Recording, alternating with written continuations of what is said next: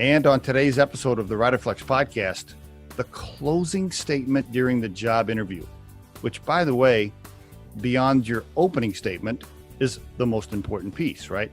Your opening statement and your closing statement are usually the most important pieces of the interview. So, 4 key areas to emphasize during your closing statement. By the way, how do you know when to deliver your closing statement?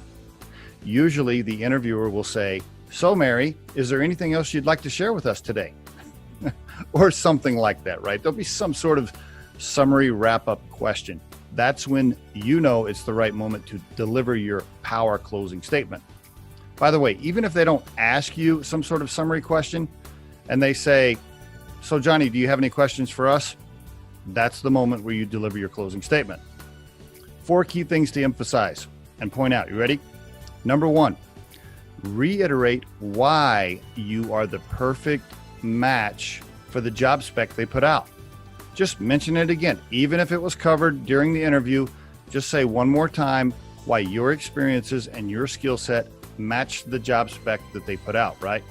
Just emphasize it. Hey, listen, just want to say one more time, John, that I really feel like I'm the perfect fit for this because my experience is XYZ, my skill set is XYZ, and that's exactly what you guys had listed on the job description for the job posting, and I feel like I'm a perfect fit, etc., etc. So that's number 1, re-emphasize why you're the perfect fit on paper.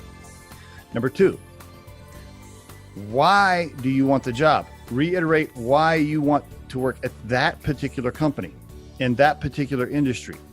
Is it the product? Is it the culture? Is it the people? Just reiterate why you want to work there for that particular team and that particular company. Many people leave that out, so be sure to emphasize that again during your closing statement. Number 3, defuse anything you know they might be worried about. Bring it up, even if it didn't come up during the job interview.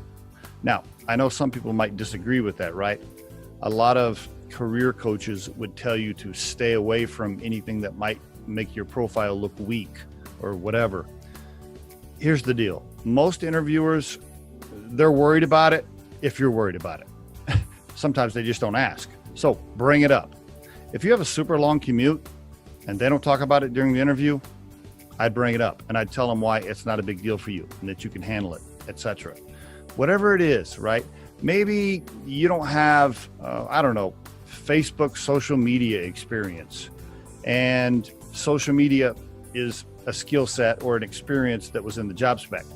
And you know that your gut tells you they're worried about that particular platform. Just talk about it, bring it up, be ready for it, and mention why that's not going to hurt you as a candidate. Okay, so number 3 was defuse anything you know they're worried about, even if they didn't ask you. I recommend you do that.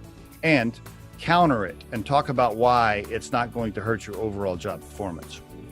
And last, number 4, remind them that you have solved their problem.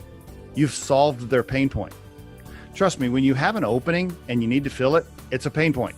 And most interviewers and most HR folks, they just want to get it done. They want to be done with it. So it's great for you to say, "By the way, John, your problems are over. I'm here. I've solved it. You can stop interviewing candidates now. I'm here. Let's put this to bed. I'm ready to start work." Or something like that. Just remind them or emphasize to them that you have solved the problem for them because you're there and you're ready to take the job. And there is your Riderflex tip of the day.